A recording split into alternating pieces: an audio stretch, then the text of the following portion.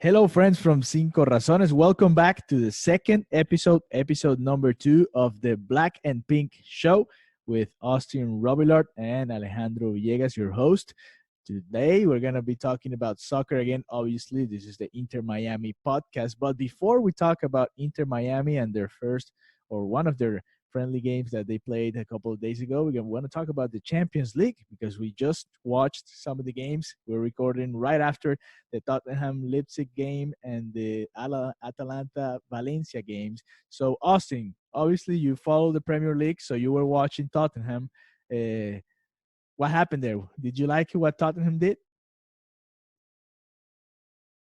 Tottenham were quite interesting. I think that Jose Mourinho does what Jose Mourinho always does, and he played a little defensive in the first half. A little? Yeah, a little. Yeah, he was very defensive in the first half.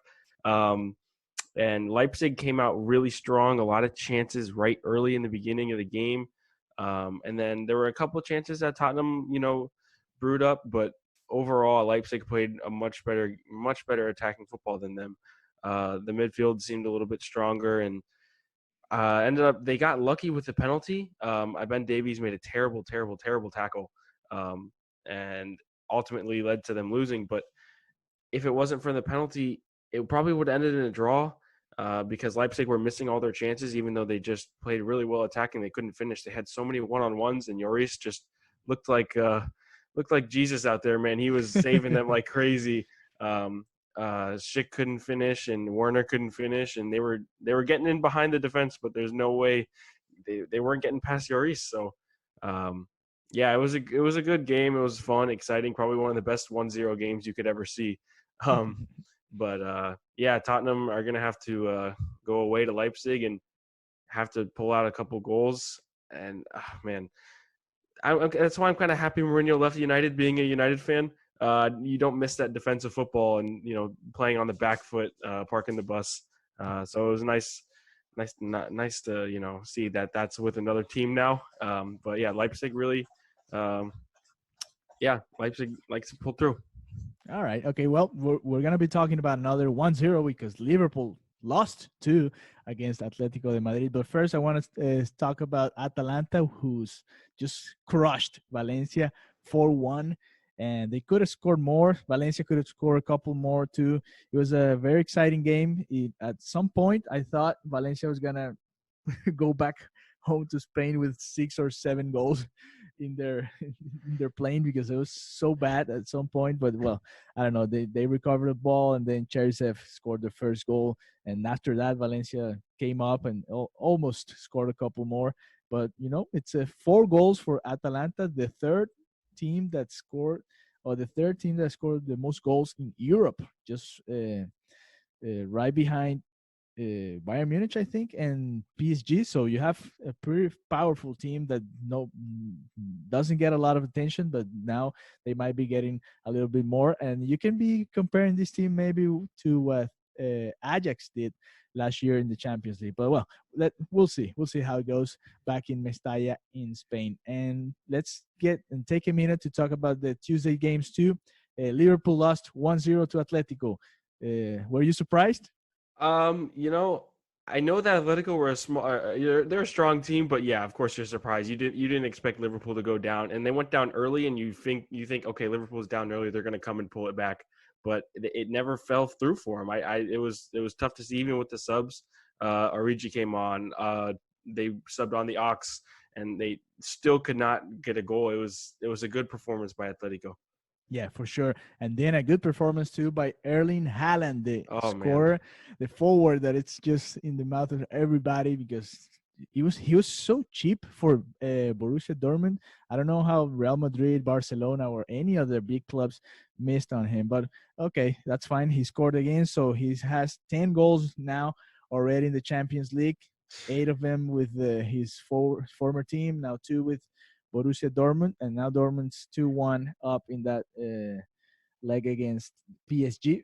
PSG's, I don't know, they're experts to just blow it away once they get to this stage, and we'll see if Neymar, Mbappe, and company can come back from that. It's not a huge gap. It's just 1 goal, so I mean they could do it.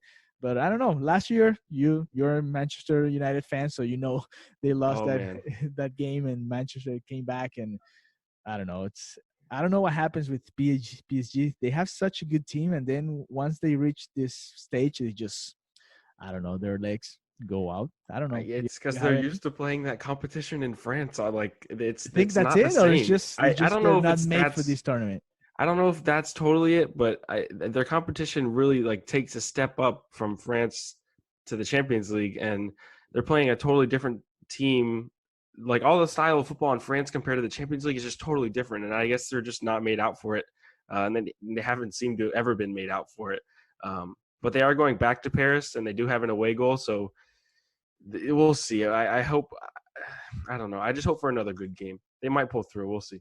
Okay, we'll see. But now, talking about stepping up and getting goals, we have to talk about Pizarro. He finally was confirmed coming from Monterrey, and he played and he scored his first goal with the Inter Miami uniform. Austin, how do you feel about the best player on the team so far? I Pizarro, how do am you feel about him? I am so happy. I mean, Even though they you lost? heard, even though they lost. I mean, it was a preseason game. It is what it is. You put some people out there, you let them play, and I'm not really worried about losing 2-1. I was worried about individual performances more, and then I think playing as a team will come along. So I wasn't really worried about the 2-1 loss. But Pizarro, man, I mean, I expressed my excitement about him in the last episode, and then in the 305 live that we did. And he's finally here. They announced today he's going to be our number 10, or actual number 10. It's going to be on the back of his jersey. And he came on as a sub in that preseason game against Philadelphia in Tampa, or St. Petersburg. He came on as a sub for an injured player, which was not good to see. But it was a goal. Another one. Another injured player, another injured number 9 to another injured striker. So that's Carranza and Agudelo out. We don't know the extent of Agudelo's injury, but losing another number 9 is really putting Paul McDonough in quite the situation. He's going to have to sign somebody soon. Let's talk about the good stuff.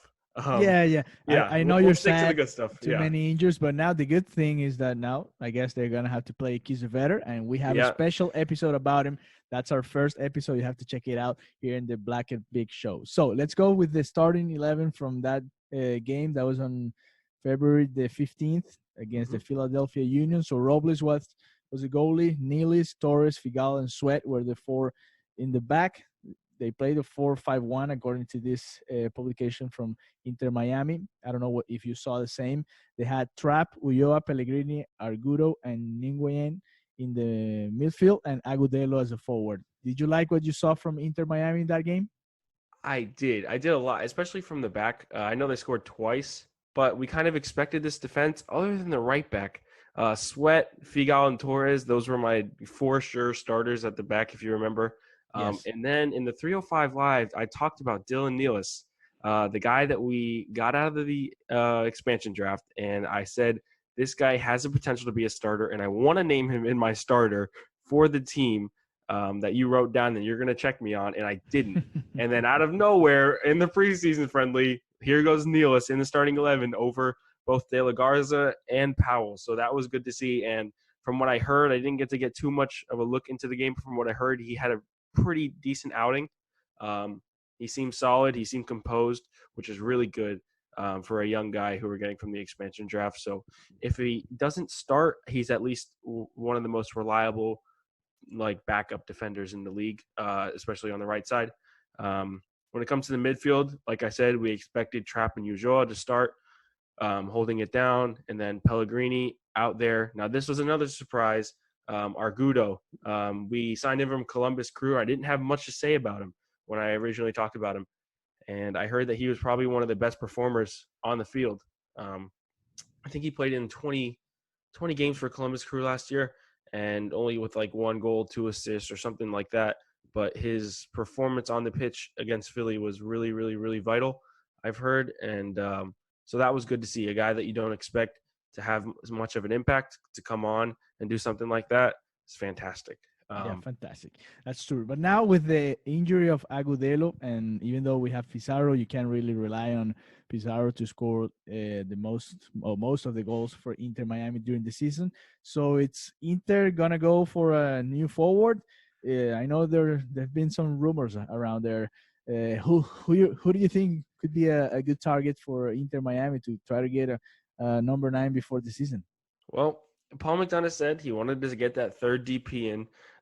He wanted to get all three DP in, three designated players in this window. Yeah. And Roger Martinez, we had talks with him before Pizarro was even announced, and he was supposed to be the guy that we brought in from Club America, and he was supposed to be our striker after Carranza. And those talks broke down. And after the injury to Agudelo, they're right back. I mean, you kind of expect it.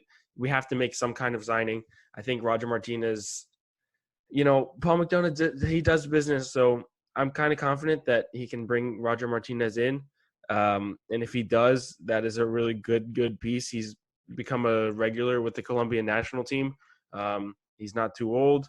He's got good experience. And I think Roger Martinez, you might see that signing in the near future before the first game, because we are going to need somebody up top other than Kiesewetter and Robbie Robinson. And you also might see another signing. Midfielder Agustín Almendra from Boca Juniors could be another piece that Inter Miami could be signing soon, hopefully before this season starts. What do you think about him?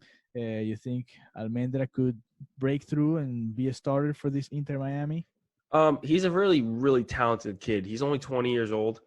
He's really talented, and right when the Pizarro talks were really heating up, there was an interview with Paul McDonough saying he wanted to sign a box-to-box midfielder, and Almendra is that box-to-box midfielder.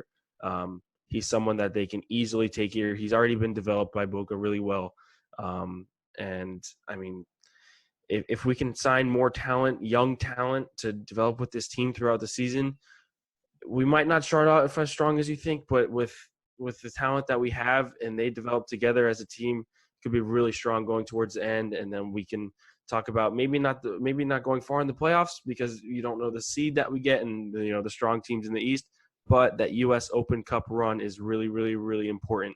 And bringing in depth to the midfield, our defense, and our front line, which is what he's been doing, could really help a cup run and try and qualify for the CONCACAF Champions League. Yeah, that would be awesome if they can get to that tournament in after their first season. You know what else is important, Austin? Tickets. And Inter Miami, are you serious? They sold out for the first game already. And I know it's LA Galaxy, and they also bring some people, but still, very good news. Inter Miami sold out for their first game on March the 14th. That's at 2:30 p.m. If you guys are planning to go, you still have 1,000 tickets. That's right, and that you can buy. You have 1,000 tickets, but you have to, in order to get those tickets, you have to buy them as season tickets. Ooh. So those single game tickets are already gone. So they released them at 10 o'clock today. They did the pre-sale, or 10 o'clock. We're talking on Wednesday, February 19th. So they released them at 10 a.m. on Wednesday, February 19th, and they were gone by, I think, 2 o'clock p.m. The pre-sale went really, really, really quick, and they sold all the tickets. I think the stadium is going to hold about 18 to 22,000 people. So it's a good amount of tickets. So if you don't have your single game tickets, you're going to have to buy them from a third-party provider, whether it be StubHub, SeatGeek, something like that. Or if you really want to secure them, go get season tickets to become a full season supporter. I was lucky enough to, like me, right? Yeah. I was lucky enough to, bag a couple tickets for my brother and my dad to get out there. But and I did this as a season ticket holder. So I got to do it yesterday at 10 a.m. because for season ticket holders, they gave 4 to everybody to have an opportunity to buy. And I mean, I did them at 9 p.m. at night, and there was almost nothing. So I'm not really surprised that they sold out this quick. But they are going to release for the 21st against the Red Bulls. They're going to release tickets soon. And then also they're following home game, which is against either Chicago or someone good. It's New York. That's New York, on the okay. 21st against the New York Red Bulls. Their season debut is on March 1st. That's LAFC yep. over there in Los Angeles. Then they have to go to Washington to play DC United, which will be at 5 Reasons Sports. Will be at both of those games. AKA There you go. And then you have this game that we were talking about on the 14th against LA Galaxy, and then New York, and after that Philadelphia again. Now in a real game. So Exactly. Austin, before we go, this is the second episode of the Black and Pink Show, and in each one of the episodes, we're gonna have to talk about the stadium. What's the stadium update in this episode? Oh man, it's looking beautiful, guys. I will say that. Last night I got a picture sent to me, and the lights were installed fully. It was beautiful, shining down on the pitch. I think they really focused on getting all the seats are in, and the field is done. So that was, I think, their main goal, because it seemed they prioritized that, and that is done. The stadium still looks like a construction site on the outside. I think they just need to panel the outside of the actual stadium, and it'll be almost good to go. They just have to get the interior, touches finished. They got to put up the stand, whether it be the ticket booths or concession or the Heineken bar that they're installing. But other than that, the important part is done, which is the actual field and the seats, which is good to see. The training facilities are super nice. Like I said, last Tuesday, I was out there for training. All 7 fields or 8 fields, however many are in the back, all done. They got the train on them. Really nice. And every day you drive by there, you see, 6 or 7 rows going all the way to Commercial Boulevard of people's cars, and they're all construction workers. So every day, they've got hundreds of people out there pushing and pushing and pushing to get the stadium done. The progress has been just nuts. The fact that it started in August and it's almost done now, which is you wouldn't have expected it. And when they said that was the plan, you were like, oh boy, here we go. But they're actually pulling through, which is amazing to see. So it should be ready by March 14th. And if you want, go take a drive down both streets that take you all the way down by the airport. It's a beautiful, beautiful stadium. And it's going to be a great home for Inter Miami. Well, hopefully they can bring and build a good one too here in Miami as well in a couple of years, so Inter can play at home in their real home, which is Miami. Austin, don't forget that they're at Miami too. Yeah, that's true. That is true. Yeah. All right. Well, this is all we got for episode 2 of the Black and Pink Show. Remember to subscribe. That's very important. Share with your friends, and let's talk about Inter Miami. Let's get the ball rolling. Austin, when's the next Inter Miami game? Saturday, yet again in St. Petersburg. So if I'm going to get as much, I won't be able to make it out there, but I will get as much information as I can on the game, like I did for the first one. We will see what the next starting 11 is for Diego Alonso. We'll see if he changes up the formation or keeps some of the same guys in.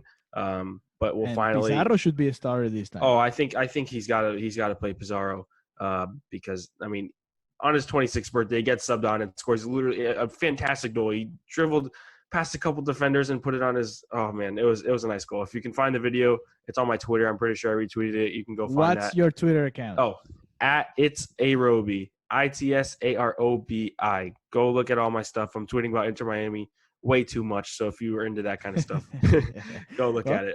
There you go. A lot of Inter Miami and a lot of Manchester United. Thank you, Austin, and see you on the next episode of the Black and Pink Show. Thank you, Alejandro.